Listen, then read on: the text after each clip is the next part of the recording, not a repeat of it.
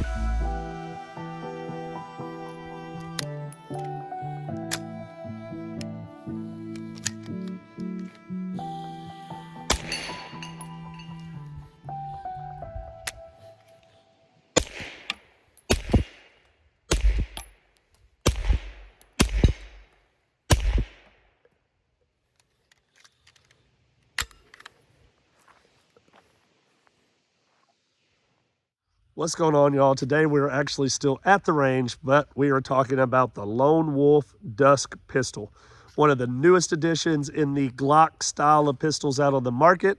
And yes, this does in fact take Glock magazines. But before we dive into this Dusk pistol, guys, let's take a quick second and thank Lone Wolf themselves. They sent us a couple of these pistols here at Gun Made to review, and we have really enjoyed our time with these things. So big shout out to them, guys. Go follow them, Lone Wolf Inc. or Lone Wolf Distributors online and all social media platforms. Taking a look at this thing, guys, Lone Wolf has done a really good job of decking this thing out and making it very appealing to the end user. And what we mean by that is they've already kind of taken out a lot of the search that you would have to do after the fact and made this thing ready to go right out of the box. So the first thing you're going to notice is it does have this kind of unique look to it. So Lone Wolf does have their own printed frames here, and this thing has more of a 1911 style vertical grip versus the more curved that you would see, or the back slant that you would see in a standard Glock type of pistol frame. So that's one thing I noticed just immediately when this thing came out of the box, but the grip does feel pretty dang good. It sits really nice in the hand, and it is easy to get that purchase with exactly the way I need to. And they did help out with that by adding a little bit of a trigger undercut here. That is something that I do on majority of my pistols, so that is another thing that caught my eye right out of the box, is that they were ready to go with that, and that's one more thing I did not have to do. The grip itself is very textury, guys. I mean, we are talking about an almost sharp style grip on this thing. A lot of people prefer that. A lot of people may not like that. And when we talk about sharp, you do have some sharp edges along this thing as well. So when you rub your finger along these edges of this pistol, you can almost feel that kind of like sharp edge gliding across your fingertip. It has not been so sharp that it's cutting me, but it is something that I could easily see people complaining about, because if this was on a scale of aggressiveness when it comes to the stipple pattern, this is very, very aggressive. So I like it personally because I want my pistol to stay in my hand, no matter the blood, mud, sweat, and tears that becomes part of this if it is an absolutely horrible day. But some people may not like that, and I completely understand. It does come with two removable back straps here, guys, so you can change a little bit of the size of that back palm stretch there. I did change mine out for the little bit of thinner one, just because I like to be able to get my fingers around that grip as much as I absolutely can. So one thing that I would like to point out on the Dusk is one of the only issues I've had with it so far is this thing has a back strap that can come loose pretty easy with a good amount of friction. So I did just have this slide down on me in that grip. That's what I was adjusting. It does stay in pretty good, but if you get a nice like little down pressure on it, it comes out. So that's something to consider because it is not retained by anything. It is just strictly friction fitted inside of that grip.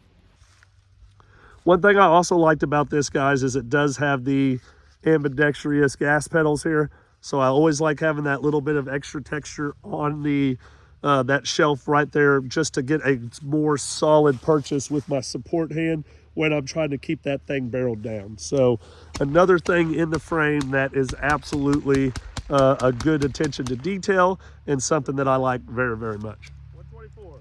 But before we jump into the trigger, there is a couple of things that I think could be done, or something that you may want to do at home if you get this pistol.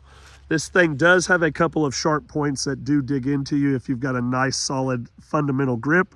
There is a little point right here on this bend on this side that is dug into the webbing of my thumb.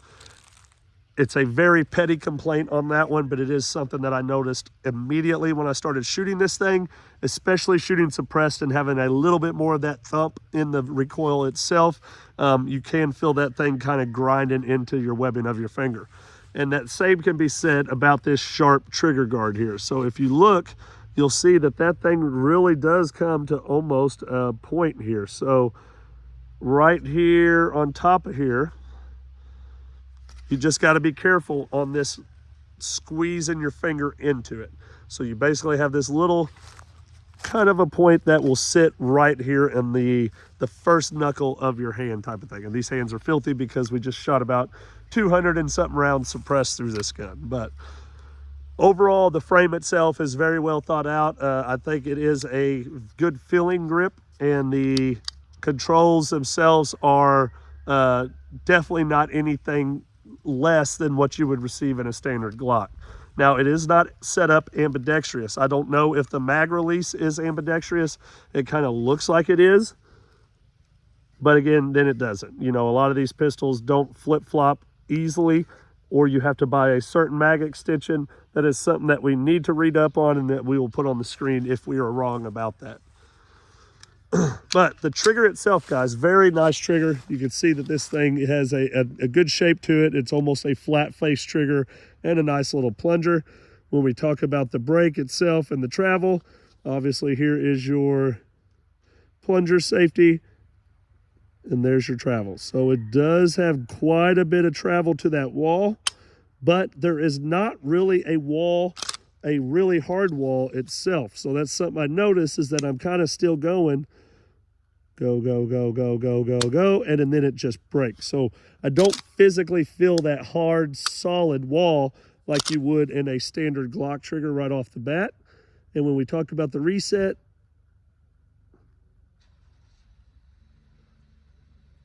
it kind of goes a while too. So very little wall, very clean break, pretty long reset and travel both directions, but overall not a horrible trigger. We're looking at probably about a 5.5 pound trigger press itself, but could use some work. What do you expect when you're dealing with a sub $600 pistol here? This thing is going to have some points that need a little bit of work, but overall the grip, the trigger, and everything itself in the lower half of this gun is pretty dang good. When we talk about the slide here, guys, they did a good job of decking this thing out. It does have the front serrations like I like. You know, I like to do my press checks, and I like to just like kind of rack the gun like that from the front anyway. So having those front serrations already on there are absolutely a must for me. And of course, it's got an RMR optic cut on it. So we were able to take our Trijicon RMR2, throw it directly on this Dusk, and go to work. One thing I also like is the blacked out rear sight with the suppressor height front sight. So they did a really good job of getting you ready to go with a suppressor, other than the most important part, and that is the threaded barrel. Now, we were sent the standard one, so I can't complain to Lone Wolf about that, because they didn't know we were going to shoot this thing suppressed, or we probably would have got the threaded barrel one.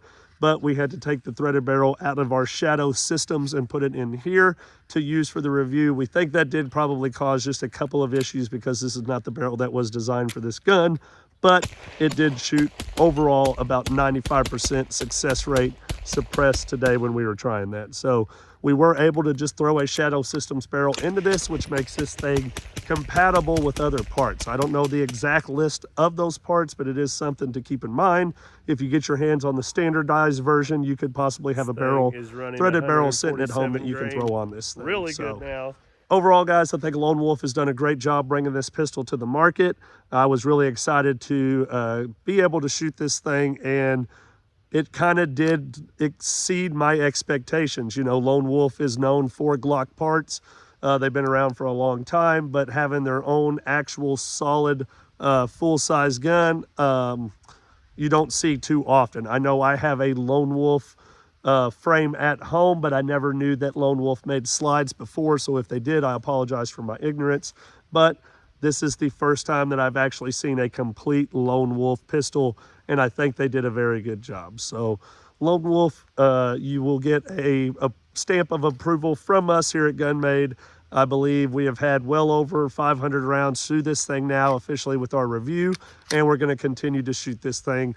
And speaking of, Mike has actually already agreed to buy this one from me. So this is going to be one of those that gets passed around the group and used quite a bit. And I can't wait to see what the round count is only here in a couple of more months on this particular pistol. So, but yeah, that's it from us, guys. I really appreciate y'all tuning in. Let us know what you think of the Lone Wolf Dusk. Do you guys have one? Have you had any issues with this thing? And do you plan on getting one in the future? If you do plan on getting one, would you get one with a threaded barrel? You know, we like shooting everything suppressed around here, so I definitely want to hear your guys' feedback.